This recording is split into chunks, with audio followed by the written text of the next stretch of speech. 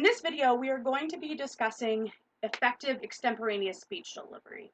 So let's begin by defining what it means to give an extemporaneous speech. Extemporaneous speeches are prepared in advance. If they require research, all of that is done in advance, and then they are delivered in an organic and conversational style so that the speech itself doesn't feel memorized or recited. You're also not reading to us in an extemporaneous speech, and I feel like this is one of the most important things to emphasize here. We don't want to feel read to. We want to feel engaged. We want to feel like there is that the speech is tailored to us. And again, reading tends to affect a lot of aspects of our delivery. So let's just think about that a bit. If we're reading rather than speaking, we aren't making eye contact because we're reading. We're not making gestures because we tend to hold whatever it is really firmly so we can read it line by line. It also affects inflection as well as projection. So we read at a different rate than we speak.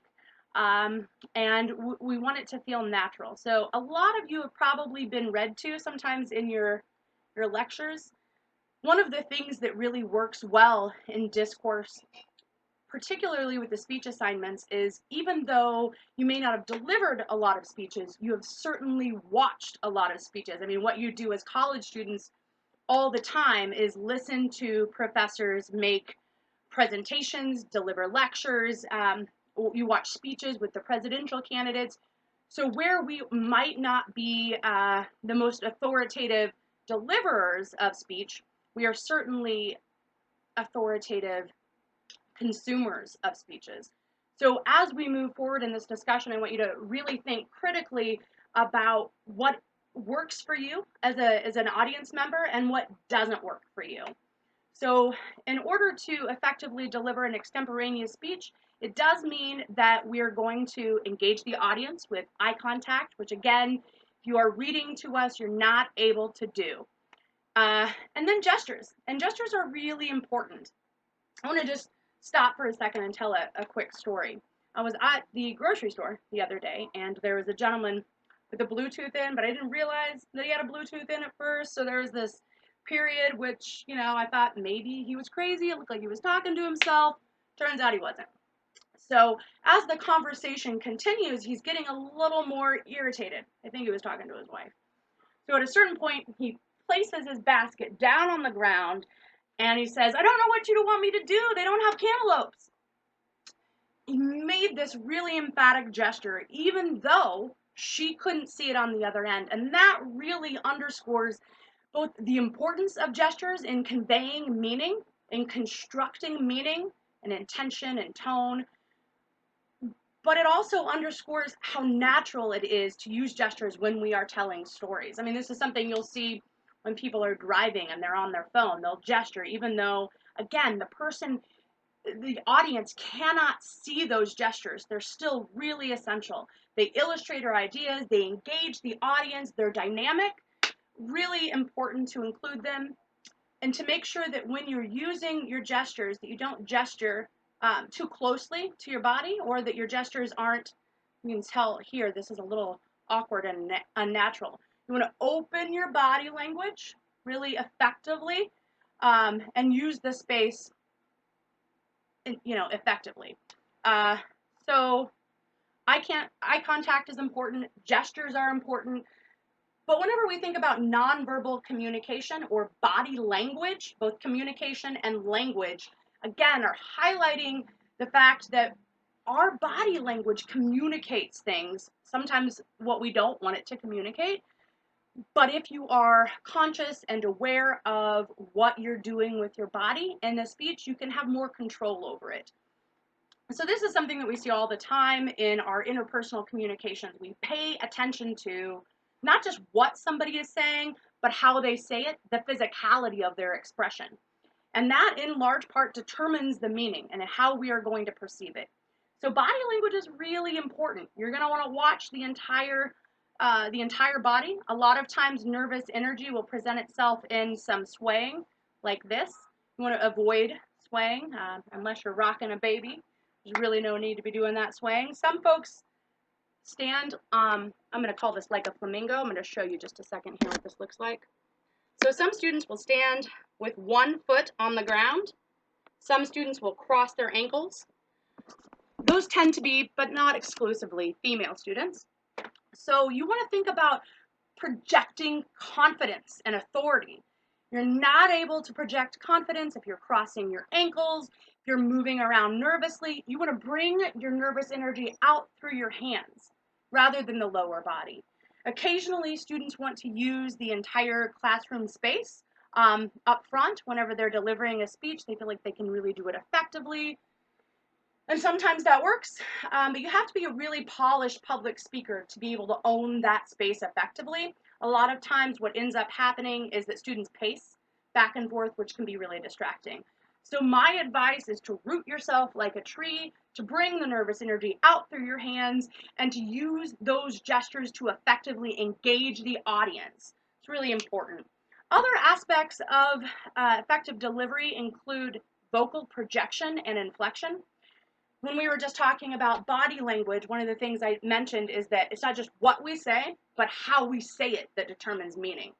We want to make sure that we don't sound bored with our own speeches.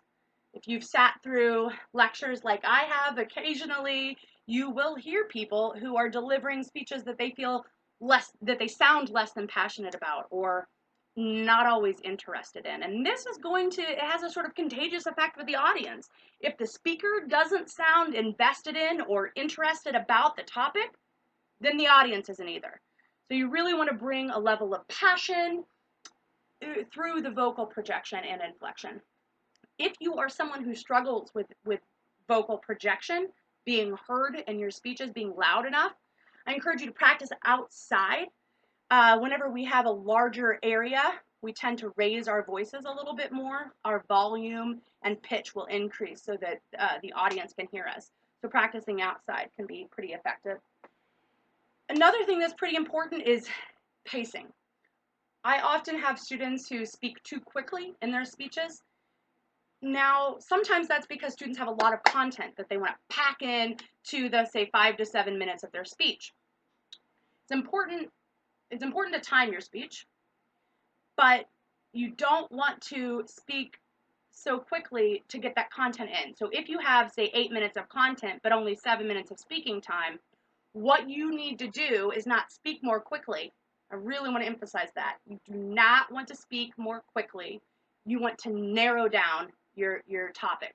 So if your speech is longer than the intended time, you want to look again at your preparation outline, find ways to narrow your topic, to take out one of the main points. If your speech is too short, you don't want to have unnecessary verbal pauses, not a lot of ums or uhs, not a lot of you knows. You want to keep the language tight. You want to keep it effective, and you want your tempo and pacing to be accurate. If you speak too quickly, the audience will have a hard time comprehending you. We listen at a different rate than we speak. So really making sure that the pacing makes sense. Another thing to think about is anxiety, speaking anxiety. And this is the most prominent issue in terms of delivering speeches. They say that people fear speech making even more than death. So at the end of this class, you will have overcome something even more terrifying than our own mortality. So you're rocking it. But it's important to remember, one, anxiety is never going to go away entirely. I stand in front of classrooms every single day. I deliver conference papers. I go to poetry readings. But I'm still anxious a lot of the time. And part of that anxiety will sharpen and refine your delivery because you're invested. If you're nervous, it means you care about your performance and your delivery. So part of that is going to work for you. The other part of it is you can really manage anxiety by practicing. I would encourage you to record your speeches. I would encourage you to practice in front of actual audiences to get a sense of their feedback, to know what works and what doesn't work for you. And while practice does help alleviate some of those concerns, it doesn't eliminate them entirely. So one of the videos we're going to be watching next week is Amy Cuddy. In fact, you could go ahead and watch it in advance if you wanted to. But one of the things that Amy Cuddy talks about is the physiological responses of body language that we have. So we tend to think about the way that our body language affects the audience, but we don't always think about the way our body language affects ourselves. So, the larger we are, the more confident and powerful we feel. And as you'll learn with the Amy Cuddy video, there's hormonal evidence that suggests that the larger you are with your body language, you don't want to be too weird about it, but the more space that we take up, the more testosterone we have. And testosterone is going to be your confidence hormone, whereas cortisol, your stress hormone, tends to increase whenever you have tight body language. So not only are you communicating insecurity to the audience, but you're also reinforcing it in yourself. And the same can be true of confident and effective delivery. So paying attention to your body language in terms of reducing anxiety is really important, because again, you can either ease your anxiety by using effective body language, or you can increase the cortisol levels and stress and anxiety by using body language that tightens and minimizes that power a little bit. So again, to reiterate some of the key components of an effective delivery, it's going to be eye contact, gestures, body language, vocal projection and inflection, extemporaneous speaking delivery, and also managing that speaking anxiety. A lot of the components of an effective delivery actually touch on how to use your note card and preparation outline effectively. So the next video will discuss that. Thanks.